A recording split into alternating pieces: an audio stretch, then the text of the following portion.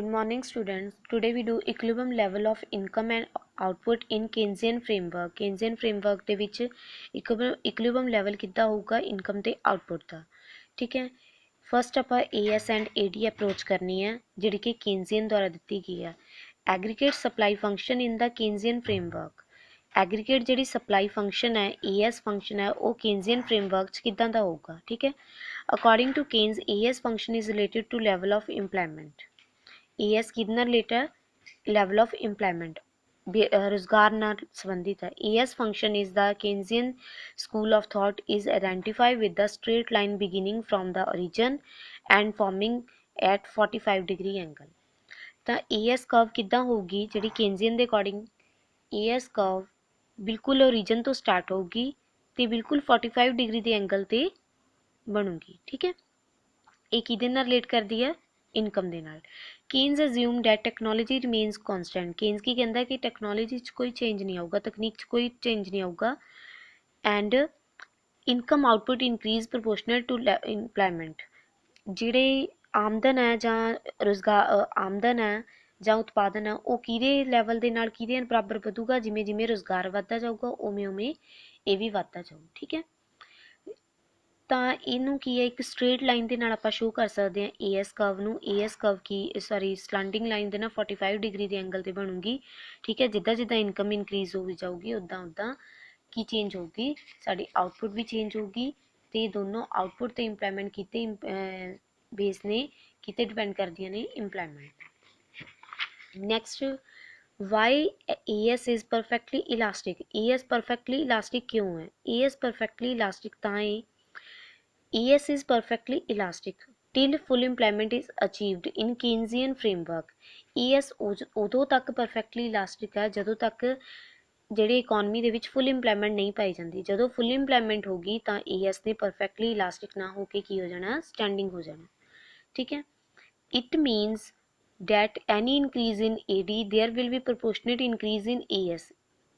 AS perfectly elastic ਦਾ meaning ਕੀ ਹੈ ਕਿ ਜਿੱਦਾਂ ਜਿੱਦਾਂ AD increase ਕਰੂਗੀ AS ਵੀ ਉਦਾਂ ਉਦਾਂ ਹੀ increase ਕਰਦੀ ਜਾਊਗੀ।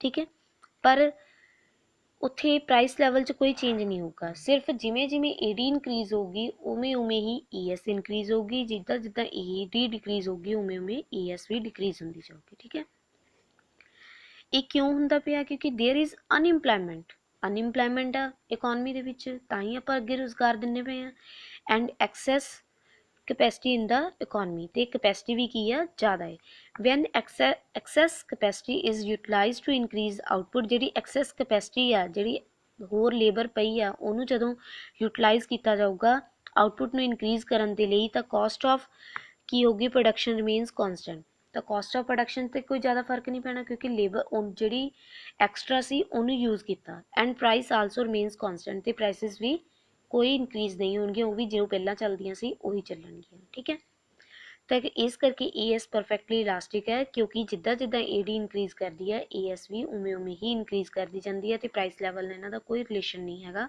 ठीक है, next AD function in the Keynesian framework. पहला आपां कर लिया AS फंक्शन, ਹੁਣ करना AD function in Keynesian framework. AD function है जिहड़ा Keynesian फ्रेमवर्क ਦੇ ਵਿੱਚ AD ਚ 2 पार्ट्स ले जाते। AD equals to C plus I consumption function plus investment function.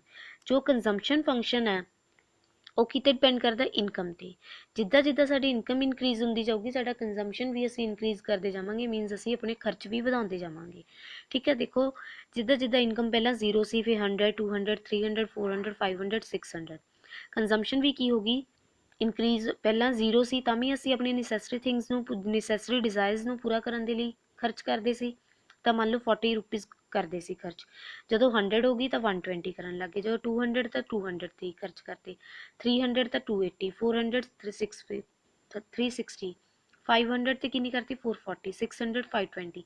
मीनस पहला असीं अपनी पुरानी सेविंग्स ਜਾਂ बोरिंग करके किस ਤੋਂ खर्च करते सी, उस तो बाद इनकम इनक्रीज हुई पर साडा कंजम्पशन फिर भी ज़्यादा ही रही। ठीक है, फिर भी असी अपनी पुरानी सेविंग्स नूं जां बोरो नूं खर्च किया, उस तो बाद सेम हो गई, जिन्नी इनकम सी सेम रहन लग गई। उस तो बाद असी सेविंग करनी स्टार्ट करती क्योंकि कंजम्पशन इनकम नालों घट गई। इनक्रीज हुंदी पई है कंजम्पशन बट इनकम दे नालों घट इनक्रीज हुंदी पई है। तो जिहड़ी इनकम कर्व है वो आपां नूं पता किहदे इक्वल है ES ਕਰਵ ਦੇ, ES ਕਰਵ ਦੇ ਇਕੁਅਲ ਆ ਤਾਂ ES ਕਿੱਥੋਂ ਹੁੰਦੀ ਹੈ, ਓਰੀਜਨ ਤੋਂ ਸਟਾਰਟ ਹੁੰਦੀ ਹੈ ਤੇ 45 ਡਿਗਰੀ ਦੇ ਐਂਗਲ ਤੇ ਬਣਦੀ ਆ। ਕੰਜ਼ੰਪਸ਼ਨ ਹੈ ਕਦੇ ਵੀ ਜ਼ੀਰੋ ਤੋਂ ਸਟਾਰਟ ਕਿਉਂ ਨਹੀਂ ਹੁੰਦੀ, ਕਿਉਂਕਿ ਅਸੀਂ ਆਪਣੀ ਨੈਸੈਸਰੀ ਡਿਜ਼ਾਇਰਸ ਨੂੰ ਪੂਰਾ ਕਰਨ ਦੇ ਲਈ ਖਰਚ ਕਰਦੇ ਹਾਂ, ਠੀਕ ਹੈ।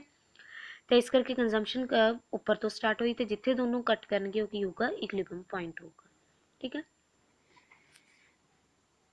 Next investment function. Investment function ਦਾ ਕੀ ਰਿਲੇਸ਼ਨ ਹੈ, ਇਹ ਵੀ ਇਨਕਮ ਤੇ ਡਿਪੈਂਡ ਕਰਦੀ ਹੈ ਇਨਵੈਸਟਮੈਂਟ ਵੀ। ਜਿੱਦਾਂ ਜਿੱਦਾਂ ਇਨਕਮ ਇਨਕਰੀਜ਼ ਹੁੰਦੀ ਜਾਊਗੀ ਪਰ ਸਾਡੀ ਇਨਵੈਸਟਮੈਂਟ ਫਿਕਸ ਰਹੂਗੀ, ਕਿਉਂਕਿ ਅਸੀਂ ਇਨਵੈਸਟਮੈਂਟ ਇੱਕ ਵਾਰ ਕਰਦੇ ਹਾਂ ਤੇ 1 ਸਾਲ ਦੇ ਲਈ ਉਹੀ ਸਾਡੀ ਚੱਲਦੀ ਹੈ, ਚਾਹੇ ਸਾਡੀ ਇਨਕਮ ਵੱਧਦੀ ਜਾਵੇ। ਤਾਂ ਜਦੋਂ ਜ਼ੀਰੋ ਸੀ ਤਾਂ ਮੰਨ ਲਓ ਅਸੀਂ 40 ਇਨਵੈਸਟ ਕੀਤੇ, ਤਾਂ ਜਿੱਦਾਂ ਜਿੱਦਾਂ ਇਨਕਮ ਇਨਕਰੀਜ਼ ਹੁੰਦੀ ਗਈ ਤਾਂ ਸਾਡੀ ਇਨਵੈਸਟਮੈਂਟ ਉਨੀ ਹੀ ਰਹੀ, ਕਿਉਂਕਿ ਇਨਵੈਸਟਮੈਂਟ ਬਾਰ-ਬਾਰ ਨਹੀਂ ਕਰਦੇ, ਇੱਕ ਵਾਰ ਕਰਦੇ ਹੁੰਦੇ ਆ, ਠੀਕ ਹੈ। ਤੇ ਇਸ ਕਰਕੇ ਇਨਵੈਸਟਮੈਂਟ ਕੀ ਹੋਊਗੀ, ਕੌਨਸਟੈਂਟ ਹੋਊਗੀ ਤੇ ਐਕਸ ਐਕਸਿਸ ਦੇ ਪੈਰਲਲ ਹੋਊਗੀ। ਤਾਂ ਕਰਕੇ ਜਿਹੜੀ ਕੰਜ਼ੰਪਸ਼ਨ ਕਰਵ ਹੈ ਉਹ ਇੱਦਾਂ ਹੋਊਗੀ ਔਰ ਜਿਹੜੀ ਇਨਵੈਸਟਮੈਂਟ ਕਰਵ ਹੈ ਉਹ ਇੱਦਾਂ ਹੋਊਗੀ, ਠੀਕ ਹੈ। ਨੈਕਸਟ ਸਕੈਸਿਟੀ ਐਂਡ ਚੋਇਸ ਆਰ ਇਨਸਪਰੇਬਲ, ਕਿ ਸਕੈਸਿਟੀ ਤੇ ਚੋਇਸ ਦੋਵੇਂ ਇੱਕ ਦੂਜੇ ਤੋਂ ਵੱਖ ਨਹੀਂ ਹੈਗੇ at the consumer level. Consumer level ਤੇ ਕਿੱਦਾਂ ਇੱਕ ਦੂਜੇ ਨਾਲ ਦਾ ਨਿਖੜਵਾਂ ਅੰਗ ਨੇ। ਸਕੈਸਿਟੀ ਆਫ ਰਿਸੋਰਸਿਸ ਮੀਨਸ, ਸਕੈਸਿਟੀ ਮੀਨਸ ਸਾਧਨਾਂ ਦੀ ਦੁਰਲਭਤਾ ਦਾ ਕੀ ਮੀਨਿੰਗ ਹੈ ਕੰਜ਼ਿਊਮਰ ਲੈਵਲ ਤੇ, ਲਿਮਟਿਡ ਇਨਕਮ ਕਿ ਉਹਨਾਂ ਦੀ ਆਮਦਨ ਕੀ ਹੁੰਦੀ ਹੈ, ਸੀਮਿਤ ਹੁੰਦੀ ਹੈ। And choice means, choice the Ki meaning ਹੈ ਉੱਥੇ, choice means allocation of limited income to purchase of different goods and services in such a manner as to give maximum satisfaction to the consumer।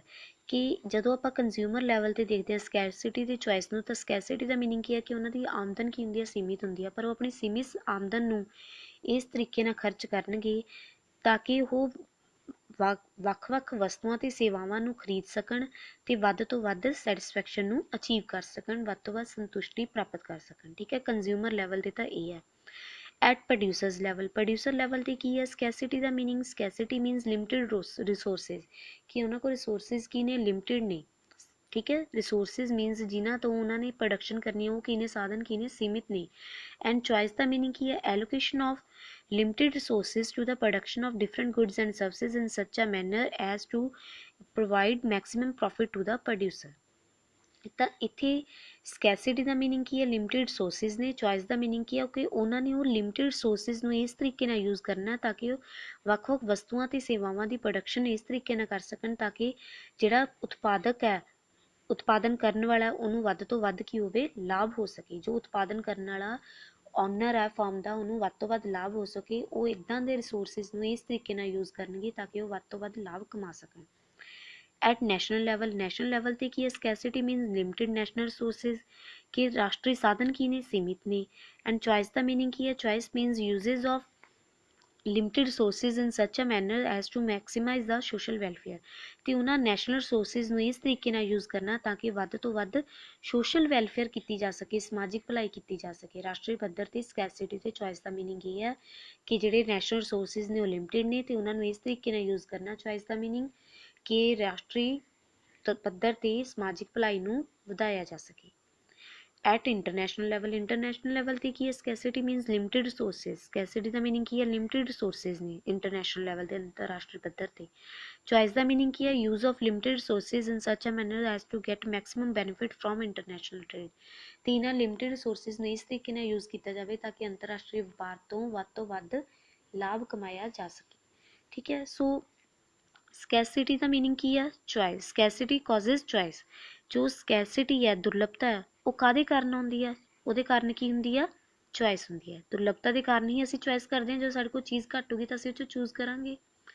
Choice employees process of decision making, ਜਦੋਂ choice ਦੀ ਗੱਲ ਆ ਗਈ ਤਾਂ ਸਾਨੂੰ ਕੀ ਕਰਨਾ ਪੈਣਾ, ਇੱਕ decision ਲੈਣਾ ਪੈਣਾ ਕਿ ਕਿਹੜੀ ਚੀਜ਼ ਚੂਜ਼ ਕਰਨੀ ਹੈ। ਤਾਂ ਜਿਹੜੀ ਪ੍ਰੋਸੈਸ ਆਫ ਡਿਸੀਜ਼ਨ ਮੇਕਿੰਗ ਹੈ relates to the usage of limited resources in such a manner as to get maximum satisfaction to the consumer, maximum profit to the producer and maximum social welfare to the nation। ਤਾਂ ਜਦੋਂ decision making ਕਰਨਾ ਹੈ ਤਾਂ ਅਸੀਂ ਇਸ ਚੀਜ਼ ਦਾ ਗੱਲ ਧਿਆਨ ਰੱਖਣਾ ਕਿ ਜਿਹੜੇ ਲਿਮਟਿਡ ਰਿਸੋਰਸਿਸ ਨੇ ਉਹਨਾਂ ਨੂੰ ਇਸ ਤਰੀਕੇ ਨਾਲ ਯੂਜ਼ ਕਰੀਏ ਤਾਂ ਕਿ ਜਿਹੜਾ ਕੰਜ਼ਿਊਮਰ ਹੈ ਉਹ ਵੱਧ ਤੋਂ ਵੱਧ ਸੈਟਿਸਫੈਕਸ਼ਨ ਅਚੀਵ ਕਰ ਸਕੇ, ਜਿਹੜਾ ਪ੍ਰੋਡਿਊਸਰ ਹੈ ਵੱਧ ਤੋਂ ਵੱਧ ਪ੍ਰੋਫਿਟ ਅਚੀਵ ਕਰ ਸਕੇ, ਔਰ ਜਿਹੜਾ ਰਾਸ਼ਟਰੀ ਪੱਧਰ ਤੇ ਸਮਾਜਿਕ ਭਲਾਈ ਨੂੰ ਵੀ ਪ੍ਰਾਪਤ ਕੀਤਾ ਜਾ ਸਕੇ, ਠੀਕ ਹੈ। ਨੈਕਸਟ ਇਕਨੋਮਿਕ ਐਕਟੀਵਿਟੀਜ਼ ਕੀ ਨੇ? ਇਕਨੋਮਿਕ ਐਕਟੀਵਿਟੀ ਦੇ ਵਿੱਚ ਫਸਟ ਐਕਟੀਵਿਟੀ ਆਉਂਦੀ ਹੈ ਪ੍ਰੋਡਕਸ਼ਨ ਕਿਹੜੀ ਐਕਟੀਵਿਟੀ ਹੈ ਕਿ ਜਿਹਦੇ ਵਿੱਚ ਅਸੀਂ ਵਸਤੂਆਂ ਤੇ ਸੇਵਾਵਾਂ ਦਾ ਮੈਨੂਫੈਕਚਰ ਕਰਦੇ ਹਾਂ, ਵਸਤੂਆਂ ਤੇ ਸੇਵਾਵਾਂ ਨੂੰ ਬਣਾਉਂਦੇ ਹਾਂ, ਠੀਕ ਹੈ, ਡੈਟ ਇਜ਼ ਕਾਲਡ ਪ੍ਰੋਡਕਸ਼ਨ। ਜਦੋਂ ਅਸੀਂ ਵਸਤੂਆਂ ਜਾਂ ਸੇਵਾਵਾਂ ਦਾ ਉਤਪਾਦਨ ਕਰਦੇ ਹਾਂ ਤਾਂ ਉਹਨੂੰ ਉਤਪਾਦਨ ਕਿਹਾ ਜਾਂਦਾ ਹੈ। ਕੰਜ਼ੰਪਸ਼ਨ ਦਾ ਮੀਨਿੰਗ ਕੀ ਹੈ? ਉਪਭੋਗ। ਇਹ ਇੱਦਾਂ ਦੀ ਐਕਟੀਵਿਟੀ ਹੈ ਜਿਹਦੇ ਵਿੱਚ ਅਸੀਂ ਗੁੱਡਸ ਐਂਡ ਸਰਵਿਸਿਜ਼ ਨੂੰ ਕੀ ਕਰਦੇ ਹਾਂ? ਪਰਚੇਜ਼ ਕਰਦੇ ਹਾਂ, ਕੰਜ਼ਿਊਮ ਕਰਦੇ ਹਾਂ, ਉਪਭੋਗ ਕਰਦੇ ਹਾਂ, ਠੀਕ ਹੈ।